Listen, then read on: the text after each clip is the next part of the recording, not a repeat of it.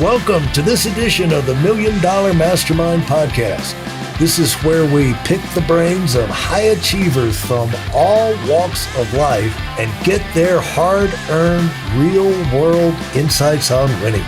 I'm your host, Larry Weidel. Talk about getting this whole thing started. You talked about you've had a whole lot of things go wrong in your life, a whole lot more painful than not getting that award early on. And some of these wounds were self-inflicted. What was the biggest self-inflicted wound you did out of the box? This is a setup, but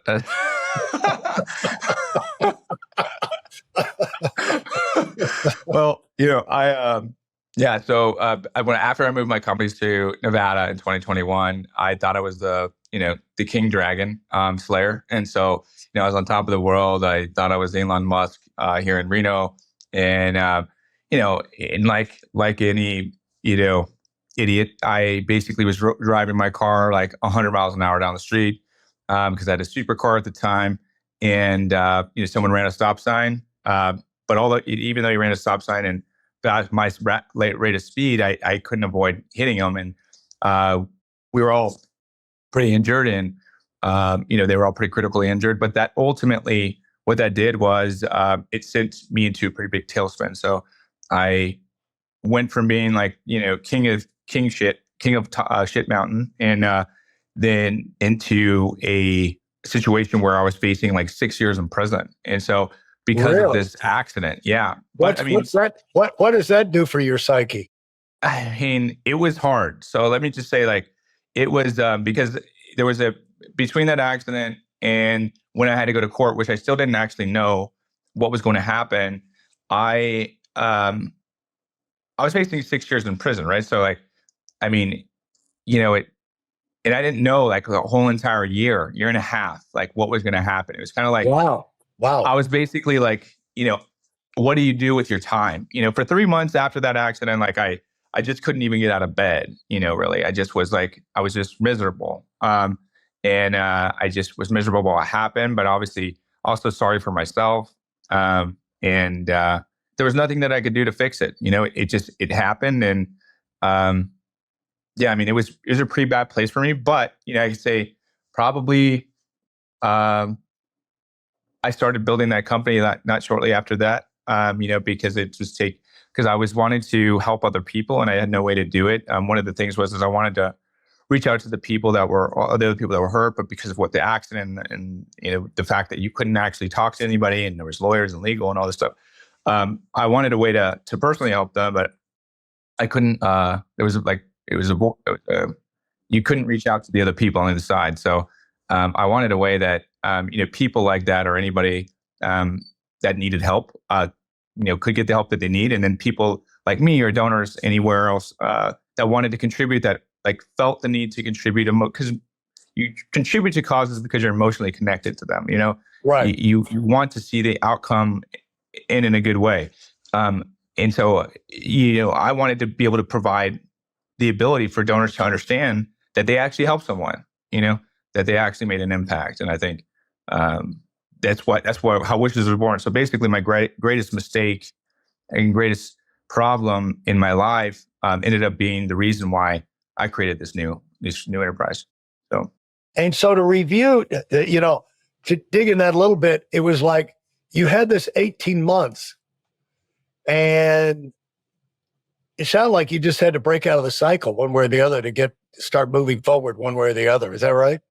It's just like I was taking so many pills to just like ease my mind. I mean, because imagine I have a son, I had a life, and I feel like it was just such a waste of like ability, just throw away the keys like that. And but there's nothing I could do short of I don't know. I mean, I don't really, So it was just it was hard for me to deal with it. Like I was going through like a really depressed time in my life, and I've never been depressed in my life. I thought but right.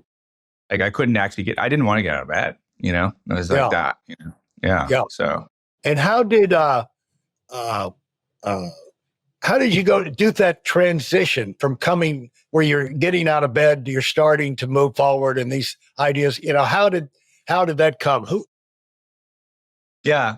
Well, so At some I've point been partnered. you got to get yourself out of the bed. You Well, gotta, it was you got to embarrassing. I do didn't want to show my something. face anywhere because I was kind of like, I was all over social media. I was all over this. I just wanted to crawl into a hole because Yeah. everyone saw me. My mugshot was everywhere. And so I was just like, oh my God. And so like I went to an event in LA and I was really tentative. I didn't want to go, but I was part of this huge mastermind. It was a mastermind that everyone puts in $100,000. It's like all big players, right? There's like 100 people there, but it's all big guys. And I was just like, man, this is like my last one to go to. And my stomach was kind of wrenching because I hadn't really been in public really since that accident. And I was just trying to almost play it off like, hey, like nothing happened type of deal. Like bury it. That's like my first thing. Bury it. Don't talk about it. Just act like nothing happened. Right. This was like my thing. But I'm inside, I'm like dying, right? Because I know everyone knows and I know everyone's like thinking about it. And so I'm there and I'm like, and these guys all know me and they're all big deals. And so like they all see like we all know what's happening with each other at all times. And so I sit down at this table and kind of almost like didn't want to be noticed really. I went to the table and I saw one of my buddies that was like a guy that I knew, and I was like, okay, cool. Like this makes me feel more comfortable. He's my buddy. Like I'm gonna see him. And I sat down at the table and he was like, hey man, blah, blah, blah, blah, blah. And he acted like nothing happened. I'm like, okay, perfect. Right. So good. And then the other guy was like, oh man, like, yeah, you got to get back on the saddle, huh? And I was like, he does know. I knew it. And so like, and then the big guy, like the guy, Dan Fleshman, he came and said, oh, Chase, like you're here. Like, and I was like, oh, like you're here. You know what I mean? Like, like that, like, so like, it was just like, and then I didn't, after that night, that first night, I went back to the hotel and I like, didn't even want to go out again. I was just like, man, I just don't want to go out. But I mean, I made the first crack, and then the guy that I saw there, right. He actually ended up calling me because I was telling him what I was doing, he told me, he's like, hey, I want to talk to you about something. Okay. And he's like, they were arbitraging credit cards at the time. So they were basically taking credit cards. Like, so when you get 5% cash back, they were basically earning the cash back on the cards and being able to arbitrage somehow. And he's like, hey, Chase, like we need a long-term way to do this. We want to do this at a high scale, like millions of dollars a month. And we want to all make money. And I was like, and I mean, they were doing this like with a group of people, 200 people and like a pretty high level, and so they're making millions of dollars in cash back earnings a month through lots of different credit cards and travel points and this and that. And so they came to me and I was like, huh. So I started thinking about how do you create arbitrage long term? And when I started thinking about something, but it was that little bug that put into my head that started this process of my wheels turning. And that's what really kind of got me into the mode of creating this vehicle. Now, this vehicle, at the end of the day, they wanted to create this thing. And I was like, listen, guys, this is going to be way bigger than whatever, like this little thing that you're talking about. And I'm not going to do it. Right. I'm just like, you guys can come along with me on this journey that I'm building here with Wishes. This is the vision now, and if you guys want to come along, then I think there's an opportunity for you guys to participate. But I can't do this whole arbitrage thing anymore. It's not going to work. But it was that conversation, me going there to that event, getting out of the bed. And that's because this is the first time I'm realizing this right now. Like, because I didn't want to leave the house, Right. I really didn't. Right. And it was me going to that event and seeing that friendly face and him having this idea. And even though I didn't pursue that idea with them, it was that seed that was planted that made me think about how creating this vehicle to do what we're doing. And it just ended up kind of growing into what Wishes is today. But it was that moment. Yeah. So it's pretty fascinating, isn't it? I went through a similar thing. I don't want to take a lot of time talking about it, but after the first year of moving up to North Carolina in 79 or something, there was a company at a contest, and they were allowing the training managers, even few of them, to qualify nationwide. So I made this big sales pitch to this guy, man. It'd be great if you could win, guy underneath me. Yeah. If you bust your ear, what a thing. It'd be a change your life, career, this, that, and the other. And I actually had three, and one of them qualified. But now the thing was, I'd been up in North Carolina on the expansion chase, and I'd been working round the clock. You know what it is when you're starting. And I didn't think about food. You know what I'm saying? So my diet consisted for a whole year of Dunkin' Donuts and Breyer's mint, chocolate mint ice cream. And, if I wasn't eating the donuts, I was eating the ice cream, and then, all out. It was just mine. And so I gained 50 pounds in 1 year. And at the end of the year, it dawned on me, oh God, I don't want to go to this convention, let everybody see me like a big fat slob. But the convention rolled around, but I talked my guy into qualifying. So I was shamed into going to this thing. Oh, no. But the upshot of it was, so I stayed in my room as much as I could during the thing. But because I got out, I got some missing pieces to the puzzle in terms of, recruiting, training, compounding, where you can really actually multiply management teams and open offices and all of that. I got some missing pieces, and I had recruited my first year, 56 people, my first year there. And this was the end of that first year. He was one of the 56. But in the next 3 years and 3 months, we recruited 25,000 people because of what I got at that meeting. Yeah. And so, the thing is, it helps to be sometimes forced out of your, your hiding, your closet. Yeah. Yeah. You never know. I mean, God works in mysterious ways, but I mean, I think that,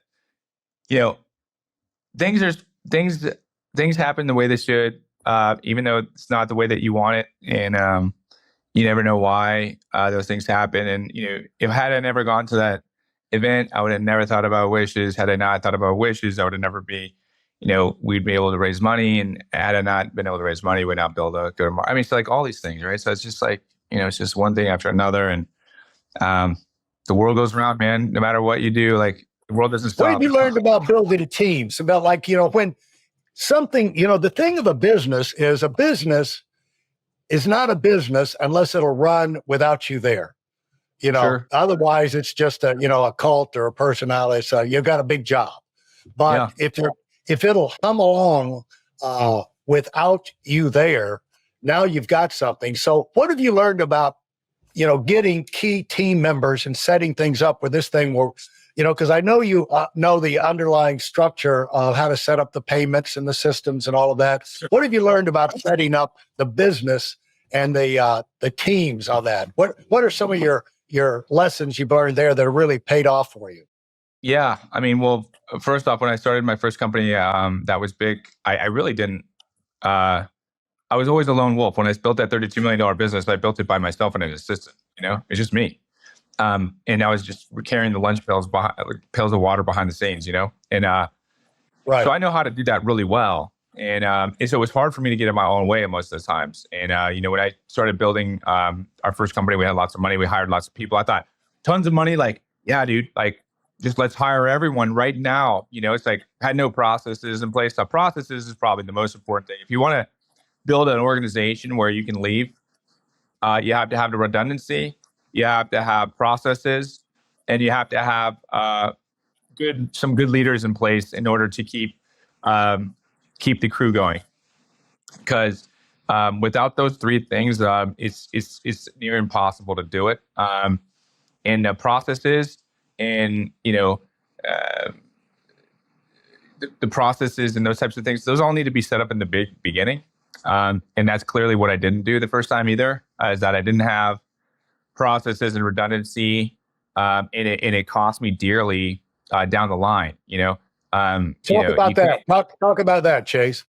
Well, you can't actually. So think about this: like when you have 20 people on a team, 30 people on a team, 50 people, 100 people, whatever, and then you're like, "Hey guys, I know we've been not doing anything for a long time as far as process goes, but now starting tomorrow, I want you guys to all do it this way, right?" Yeah. You're like, right. I don't like doing it that way, bro. No.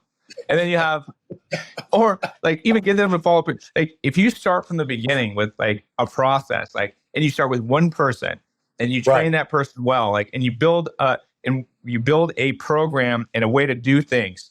And then that person trains the next person, and then the next person trains the next.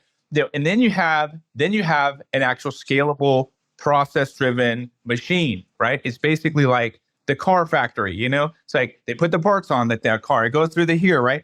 But when you have everybody working the same way and doing the deals the same way instead of their own way, it's like, because what happens typically is like most of the founders, we have it all in our own head. So we're like, hey, like, yeah, you tell one person and you never check on it again because you're like, hey, listen, I got to do all these other things.